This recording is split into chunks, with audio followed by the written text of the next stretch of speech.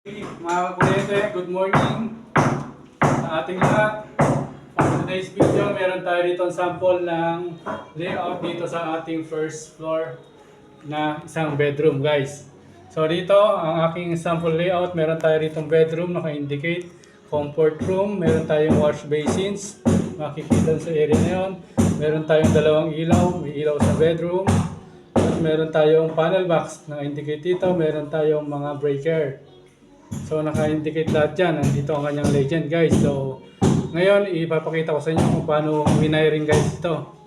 Buhat sa kanyang distribution box, guys. So naka-indicate may pintuan. Pagpasok mo, guys, pagpasok mo dito mapasok. Sa likod yung panel board na may circuit breaker, 4 branches.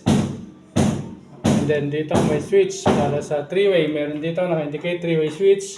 Control niya yung isa na pwede mong patayin magkabilang location. Yun ang 3-way switch sa tinatawag, para kahit malayo yung isa, pwede mo siyang kontrolin within 2 switch.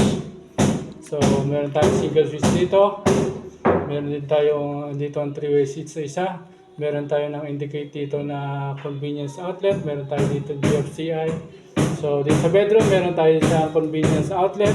Dito may switch, kukontrolin niya yung isang ilaw dito sa may bedroom. And then dito naman sa may CR, meron din tayo switch, kukontrolin niya para sa comfort room, guys. Okay, guys, simulan na natin, guys, ang paliwanag. So dito, guys, makikita natin na ang source natin, meron na tayo dito ng guys, meron na tayo dito tester natin, guys.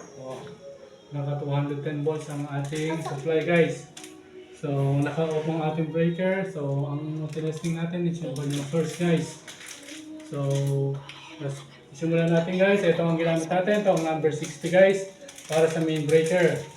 Meron siya, guys, na number 6, guys, para sa kanyang feeder line. Number 6 na THHN wire. Okay, guys, so dito papakita ko sa inyo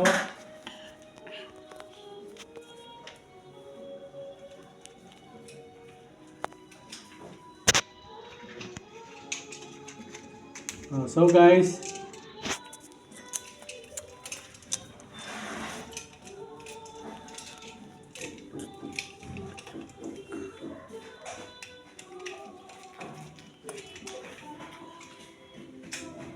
meron tayo itong mga flagging type na circuit breaker.